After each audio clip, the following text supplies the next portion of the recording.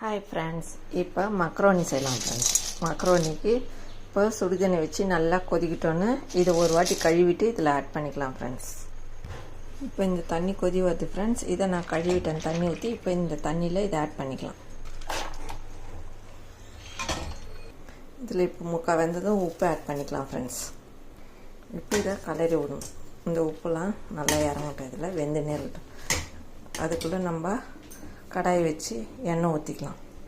இந்த வேகிறதுல ஒரு ஸ்பூன் எண்ணெய் ஊற்றிக்கோங்க, ஒன்றோட ஒன்று ஒட்டாத இருக்கும். அப்போ தான் இப்போ கடாயில் எண்ணெய் காஞ்சிச்சு. இப்போ கடுகு போட்டுருங்க ஃப்ரெண்ட்ஸ். பெருங்காயம் ஆட் பண்ணிக்கலாம். இப்போ கடுகு பண்ணிவிட்டு வெங்காயம் ஆட் பண்ணிக்கணும். இந்த வெங்காயத்தை நல்லா வதக்கிடுறோம் சார். நல்லா வதக்குங்க கண்ணாடி பதத்துக்கு. பச்சை மிளகா கருவேப்பிலை ஆட் பண்ணிக்கணும்.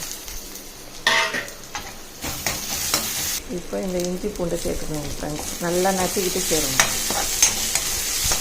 இப்போ தக்காளி ஆட் பண்ணிக்கலாம்.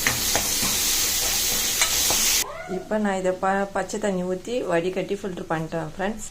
இப்போ இதில் 1 to 3 நூடுல்ஸ் மசாலா ஆட் பண்ணிக்கிறேன். இதில் உப்பு இருக்குது, அதனால் உப்பு போடாதீங்க.